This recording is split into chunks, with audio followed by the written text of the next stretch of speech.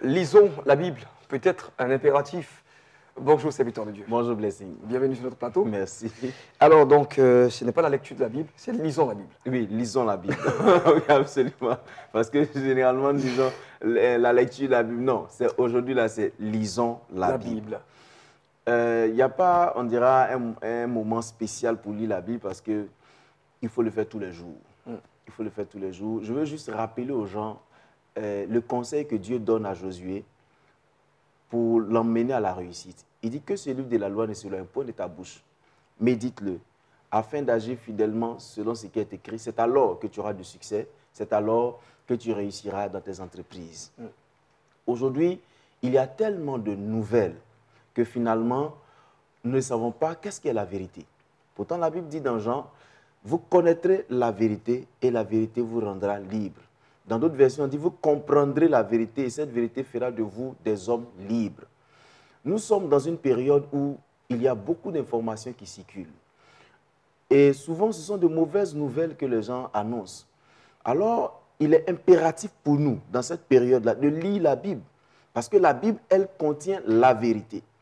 La vérité qui nous éloigne de ces mensonges que nous pouvons lire partout, sur toutes les plateformes, qui nous effraient et qui nous empêchent de croire que le Seigneur est capable de nous délivrer de toutes les situations.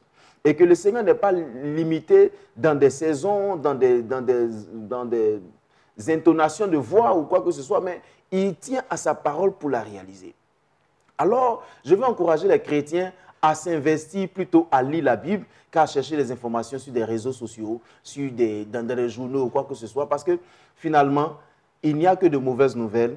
Pourtant, la Bible dit, la parole de Dieu est la bonne nouvelle. La bonne nouvelle qui nous dit que Jésus-Christ n'est pas limité dans le temps et que quelle que soit la situation, il va nous délivrer. Aujourd'hui, malheureusement, les gens attendent une certaine période pour pouvoir s'engager dans les jeûnes et dans les prières. C'est pourquoi on ne réussit pas, c'est pourquoi nous vivons une vie troublée. Parce que notre vie chrétienne ne doit pas être limitée de façon religieuse à des pratiques. Mais ça doit être dans une connexion continuelle, régulière, singulière avec le Seigneur pour que nous puissions comprendre la vérité de Dieu. Alors, chers frères, lisons la Bible. Lisons. Je ne dis pas méditer, lis, parce qu'en fait, la lecture nous transcrit à notre esprit l'information sur laquelle nous devons réfléchir. Parce que méditer, c'est réfléchir. Souvent, quand on dit de façon aléatoire, lisons, méditer, en fait, quand tu n'as pas d'information, tu ne peux pas réfléchir. C'est quand j'ai lu que je peux maintenant avoir la capacité de réfléchir à l'information que j'ai inscrite dans ma mémoire, dans mon esprit. Alors, les frères, lisons la Bible. La lecture de la Bible nous permettra de pouvoir découvrir la vérité de Dieu. La vérité de Dieu sur les situations que nous traversons, la vérité de Dieu sur notre condition de vie, la vérité de Dieu sur notre destination. Je préfère dire destination, parce que souvent on dit destinée. Oui, mais la destination, où tu vas là, c'est là la vérité de Dieu va te conduire. C'est-à-dire que l'orientation te sera donnée pour te permettre de pouvoir aller et arriver à bon port. Donc, lisons la Bible. Lisons la Bible. Cessons de lire les choses qui... Les phrases de Bintou. Merci, en fait. Je vais dire ça comme ça. Cessons de lire ces documents-là. Les journaux. Voilà. Lisons. Ça nous permet... La lecture de la Bible, cette lecture nous permet de pouvoir aller au-delà du mensonge du diable. Et ça nous rassure quand même. Oui, ça nous rassure. Et donc, c'est par la lecture, nous allons avoir des bonnes informations. Absolument. Et avec ces informations, certainement, nous allons maintenant méditer, approfondir cette connaissance que nous avons reçue via donc la lecture et aussi la méditation pour pouvoir mieux fonctionner dans le courant de notre destinée. Absolument. Parce que la foi vient de ce qu'on entend. Et lire, c'est entendre en fait. Lire, c'est entendre. Donc, la foi vient de ce qu'on entend vient de la parole de Christ. J'ai envie de dire, la foi vient de ce qu'on entend. Si on s'arrête là, nous aurons foi dans tout ce que nous entendrons, sauf que la Bible nous encourage à entendre la parole de Christ qui nous donne de croire en ce qui est juste et vrai. Amen. Merci donc à vous d'être passé, révérend pasteur Victor Kwasi, sur notre plateau de ce vendredi, comme d'habitude d'ailleurs, comme chaque vendredi.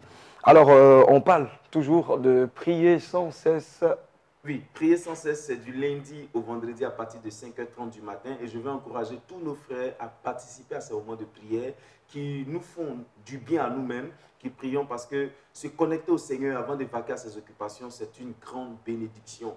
Et je veux profiter aussi, c'est vrai qu'aujourd'hui c'est le 4 septembre, mais je ne serai pas là demain. Alors, je veux profiter pour dire joyeux anniversaire à ma tendre épouse, avec qui nous avons 12 ans de mariage. Wow. Et c'est une grâce pour moi de l'avoir à mes côtés. Nous avons de très beaux enfants qui me ressemblent, bien sûr.